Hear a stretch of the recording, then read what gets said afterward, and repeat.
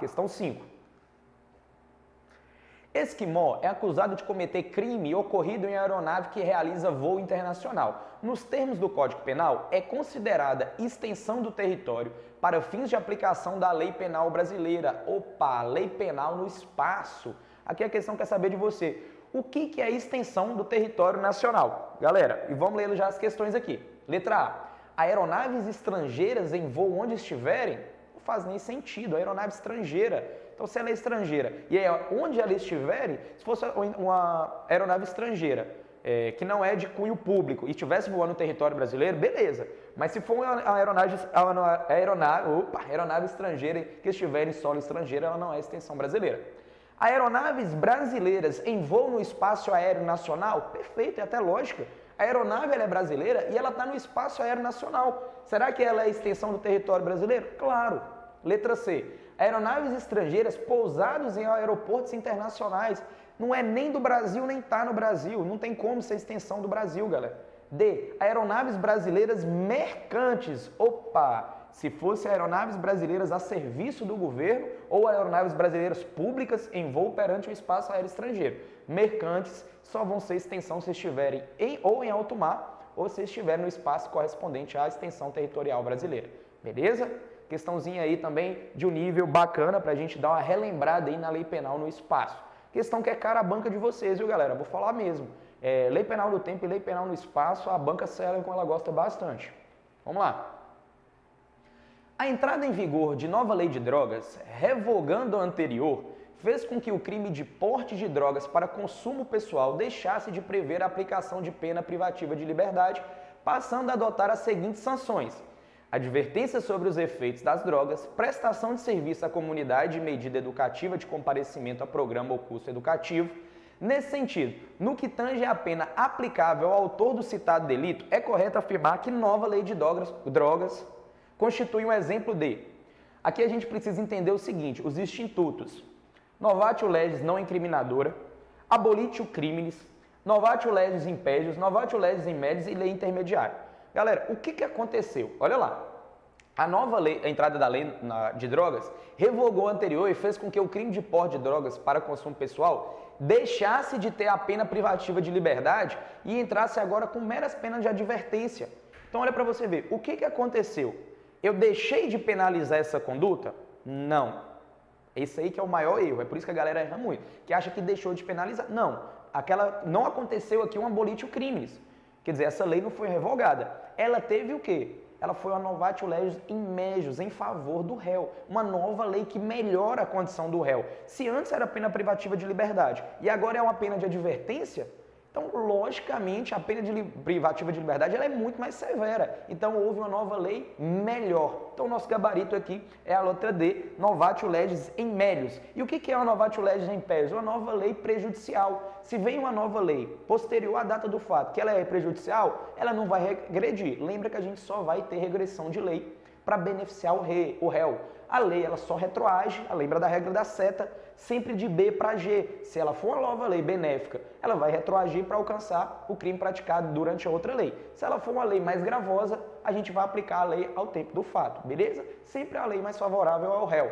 Vamos aproveitar essa questão aqui para a gente lembrar também rapidão de lei temporária e lei excepcional. Vamos lá? O crime praticado na vigência de lei temporária ou lei excepcional, mesmo que após venha uma nova lei melhor, uma nova lei mais favorável ao réu, o agente vai responder mesmo assim pela prática que foi tida ali dentro daquela lacuna de tempo. Na lei temporária a gente sabe que ela tem dia para começar e dia para acabar. Na lei excepcional a gente tem prazo para começar e a gente não tem uma data ainda para acabar. Beleza? As condutas praticadas dentro da vigência dessa lei é que vão ser aplicadas. Beleza? Vamos lá. Questãozinha 7. Crime de homicídio, galera. Crime de homicídio simples, previsto lá no nosso artigo 121, primeiro crime da parte especial, fixa a pena de reclusão de 6 a 20 anos. Opa, a pena do caput. E olha o que vai continuar a questão pra gente. Vê se não é o nosso parágrafo primeiro. Se o agente comete um crime impelido por motivo de relevante valor social ou moral, ou sob o domínio de violenta emoção, logo em seguida a injusta provocação da vítima, o juiz pode.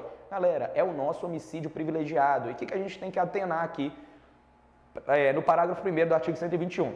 Relevante valor social ou moral. Lembrando que o social a gente pensa na coletividade e o moral a gente pensa só no indivíduo, é algo subjetivo. O que for moral para ele talvez não seja moral para a coletividade.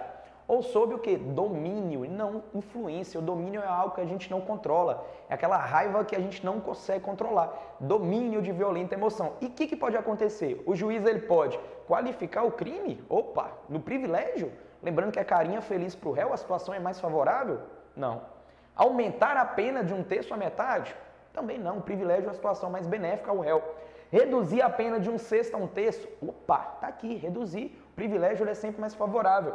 Condenar em regime semiaberto. Galera, presta bastante atenção. Por lógica, aqui a gente responderia. A gente não precisava nem saber o instituto. Se aqui o agente está sob relevante valor social ou moral, sob domínio de violenta emoção, logo em seguida a injusta provocação da vítima, será que eu vou aumentar a pena desse agente? Claro que não. É a modalidade do privilégio. Nossa resposta está aqui na letra C. Reduzir a pena de 1/6 até 1/3. Bacana? Vamos lá. Chegamos basicamente aí na metade das questões. Questão 8. Essa questão fui eu que fiz, galera. Alterei para vocês mesmo. Vamos lá, vamos ver se a galera vai responder. A questão de um nível que obriga o candidato a pensar um pouco mais. Pedro, que trabalha como segurança em uma empresa privada, acaba de passar na prova objetiva da PPMG. Sabendo que Lucas tem um primo que se encontra recluso, solicita vantagem indevida para que faça vista grossa em qualquer irregularidade do seu primo dentro do sistema prisional. Responda. Então vamos lá, galera. Olha, Pedro, ele trabalha como segurança na empresa privada e ele acabou de passar na prova objetiva da Polícia Penal.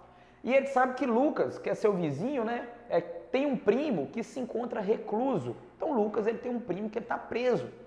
E ele solicita a vantagem para Lucas, uma vantagem indevida, para ele fazer vista grossa a qualquer irregularidade que o primo dele venha fazer no sistema prisional. O que a questão está falando para a gente aqui? Pedro ele ainda não é agente público. Então, ele está solicitando uma vantagem indevida mesmo antes de assumir a função. E o que a pergunta vai trazer aqui? Letra A, Pedro deve responder por furto mediante fraude? Letra B, caso Lucas pegue o valor, Pedro vai responder por estelionato? C, a conduta de Pedro é atípica, quer dizer, ele não pratica crime com essa conduta? Ou D, Pedro vai responder por corrupção passiva? Dá uma pausa no vídeo aí que eu quero que vocês façam essa questão aí mesmo, respondam. Depois a gente continua a aula. Vamos lá? Beleza, galera, quero ver o que vocês responderam depois. Pedro, nessa situação, ele ainda não ocupa cargo público, mas a gente vai lembrar que a previsão da corrupção passiva, que é a nossa resposta, letra D, ela fala que mesmo ainda antes de assumir a função, ele solicita a vantagem indevida. Então aqui, por mais que ele ainda não integre os cargos públicos, mas ele passou na primeira etapa da prova objetiva e antes de assumir aquela função, ele solicita a vantagem indevida. Então, o verbo solicitar, a gente nos remete ao quê? Corrupção passiva. Solicitar ou aceitar, né? Então, a nossa resposta é a letra D. Aqui não configura furto mediante fraude e nem o estelionato. Eu sei que a dúvida entre vocês aí poderia ser entre a C e a D, ou a A e a D, e a nossa resposta é a letra D. A conduta atípica está totalmente fora. A conduta dele de solicitar, utilizando-se da função que ele vai assumir, claro que é uma conduta típica, né, galera? Beleza, vamos lá. Questão 9. Caio e Douglas, previamente ajustados, subtraíram do interior de um estabelecimento comercial bens avaliados no total de R$700. Caio é primário e Douglas é reincidente. De acordo com o STJ, Supremo Tribunal de Justiça, a figura do furto qualificado privilegiado. Então a questão ela quer saber o seguinte: é possível a gente ter o furto qualificado privilegiado? E dentre essa situação hipotética que foi trazida para vocês aí, como que seria a aplicabilidade nessa situação? Então vamos lá. Caio e Douglas, eles subtraíram R$700. Está dentro do valor do privilégio? Tá, que a gente sabe que é de 10% até o valor do salário mínimo. Só que a gente tem uma outra condição. Qual que é a outra condição? A primariedade do agente. E aqui fala o seguinte, ó, Caio é primário, mas Douglas ele é reincidente. Então vamos responder a questão. Letra A. Aplica-se a Caio e Douglas diante do pequeno valor da coisa e da qualificadora ser de ordem objetiva, sendo irrelevante a primariedade. Opa, a primariedade é muito relevante nessa situação. B. É incabível para Caio e Douglas, pois não se aplica o privilégio em casos de furto qualificado. O privilégio ele pode ser praticado junto com a qualificadora, desde que a qualificadora seja de ordem objetiva. E a gente tem basicamente todas as qualificadoras de ordem objetiva. A única qualificadora que ela não é de ordem objetiva, qual que é? A gente só tem um exemplo. Tenta lembrar aí, puxa na memória. é quando cometido com abuso de confiança. É uma qualificadora de ordem subjetiva. Todas as demais são objetivas. Letra C. Aplica somente a Caio. Opa, Caio é primário, só Caio é primário. Diante da sua primariedade. Perfeito. Do pequeno valor da coisa e da qualificadora de ordem objetiva. Questão letra C, uma questão um pouco mais pegada aí para fazer a gente pensar mesmo. Não tem como aplicar a Douglas, porque Douglas é reincidente. Né? Então, ele não tem o instituto da primariedade. Então, a gente não pode aplicar o privilégio nele nessa situação. D. Aplica-se a Caio e Douglas. Opa, a gente já sabe que Douglas a gente não pode aplicar. Diante do pequeno valor da coisa, sendo irrelevante a primariedade. Não é. E a qualificadora ser de ordem objetiva. Beleza? Questãozinha também um pouco mais pegada aí para fazer com que a gente pense mesmo. Questão número 10, galera. O homicídio, artigo 121 do Código Penal, será qualificado se cometido, exceto, salvo, essas palavrinhas têm que saltar aos olhos de vocês. Porque muitas vezes o agente ele vai estar ali na correria da prova, faltando pouco tempo e não lê o exceto, lê a primeira resposta e acha que é. Olha lá. O exceto, quando que o homicídio ele será cometido, quando o homicídio será qualificado. Exceto, quer saber quando ele não é qualificado. Sob o domínio de violenta emoção, logo em seguida a injusta provocação da vítima, nossa resposta já é a letra A. Por quê? Aqui a gente tem um exemplo clássico de homicídio privilegiado. Vamos ler as outras? Mediante paga ou promessa de recompensa ou por outro motivo torpe, o que a gente usa a nomenclatura de homicídio mercenário. Essa é sim uma qualificadora, beleza? Por motivo fútil, nosso inciso 2 do parágrafo 2º do artigo 121. Motivo fútil também é uma qualificadora. Lembrando que torpe é repugnante, fútil é bobeira. D. Para assegurar a execução, a ocultação, a impunidade ou vantagem de outro crime. Também é uma qualificadora. Galera, e nessas três, B, C e D, é uma qualificadora de ordem o quê? Subjetiva ou objetiva. Lembra lá, toda vez que eu falar no meio que eu pratico o crime, é uma qualificadora de ordem objetiva.